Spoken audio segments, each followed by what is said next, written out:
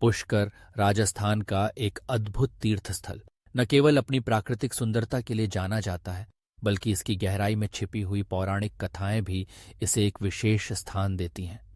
यहाँ की पवित्र पुष्कर झील, चारों ओर फैले रंग बिरंगे घाट और सबसे महत्वपूर्ण भगवान ब्रह्मा का मंदिर इस स्थान को एक अद्वितीय धार्मिक अनुभव प्रदान करते हैं। लेकिन क्या आपने कभी सोचा है कि यह स्थान इतना महत्वपूर्ण क्यों है? इसके पीछे की कहानी एक अद्भुत और रहस्यमय कथा है, जिसमें सृष्टि के रचयिता ब्रह्मा, उनकी पत्नी सावित्री और एक भयंकर शाप का जिक्र है। कथा का आरंभ प्राचीन काल से होता है, जब ब्रह्मा ने अपनी पत्नी सावित्री के बिना ही गायत्री से विवाह करने का निर्णय लिया। यह निर्णय न केवल ब्रह्मा के लिए बल्कि सावित्री के लिए भी अत्यंत दुखदायी था। सावित्री, जो कि ब्रह्मा की पहली पत्नी थीं, इस कृत्य से अत्यंत क्रोधित हुईं। उनका क्रोध इतना प्रचंड था कि उन्होंने ब्रह्मा को एक भयंकर शाप दिया। उन्होंने कहा, हे ब्रह्मा, तुमने मेरी अनदेखी की है, इसलिए मैं तुम्हें शाप देती हूं कि तुम्हारी पूजा केवल पुष्कर में ही होगी और तुम्हारे अन्य मंदिरों का निर्माण असफल रहेगा। सावित्री का यह शाप केवल एक व्यक्तिगत प्रतिशोध नहीं था, बल्कि यह एक गहरी धार्मिक और सांस्कृतिक परंपरा का हिस्सा बन गया। इस शाप के परिणाम स्वरूप भारत में ब्रह्मा के अन्य मंदिरों का निर्माण असफल होता गया। लोग जब भी किसी अन्य स्थान पर ब्रह्मा का मंदिर बनाने का प्रयास करते, वहां कोई न कोई बाधा आ जाती। ये कहानी धीरे धीरे जनमानस में फैल गई और पुष्कर का ब्रह्म मंदिर एकमात्र ऐसा स्थान बन गया जहां ब्रह्मा की पूजा की जाती थी। पुष्कर का यह मंदिर न केवल एक धार्मिक स्थल है, बल्कि यह भारतीय संस्कृति और पौराणिक कथाओं का एक जीवंत प्रमाण भी है। यहाँ की यात्रा एक आध्यात्मिक अनुभव है। भक्त यहाँ आते हैं, ब्रह्मा के दर्शन करते हैं और सावित्री के शाप की कहानी सुनते हैं। ये कथा उन्हें यह सिखाती है कि प्रेम और निष्ठा का कितना महत्व है। सावित्री का शाप इस बात का प्रतीक है कि जब प्रेम में विश्वासघात होता है तो उसके परिणाम कितने गंभीर हो सकते हैं।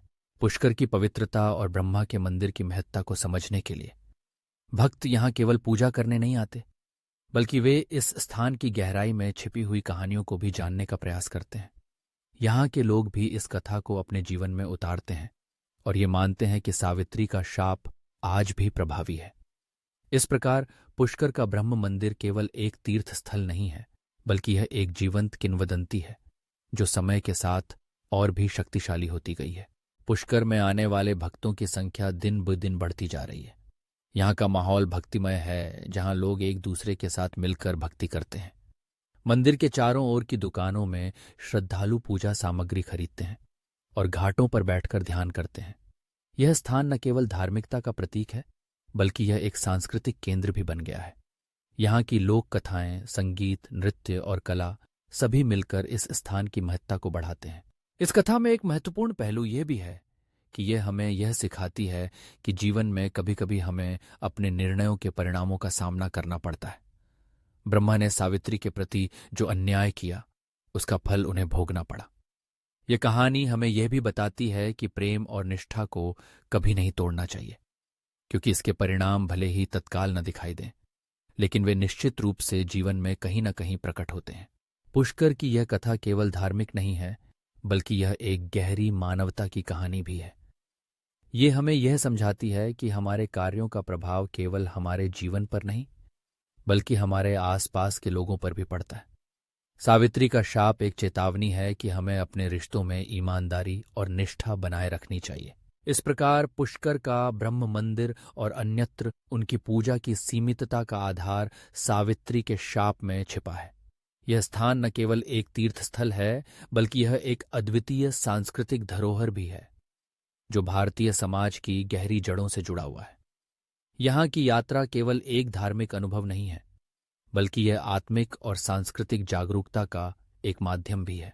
पुष्कर की यह कथा हमें यह सिखाती है कि सच्चे प्रेम और निष्ठा का कोई विकल्प नहीं होता।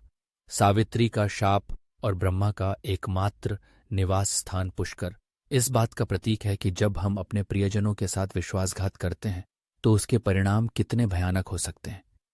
इस प्रकार पुष्कर का ब्रह्म मंदिर एक अद्वितीय तीर्थ स्थल बन जाता है, जहां भक्त केवल पूजा नहीं करते, बल्कि जीवन की गहरी शिक्षाएं भी ग्रहण करते हैं।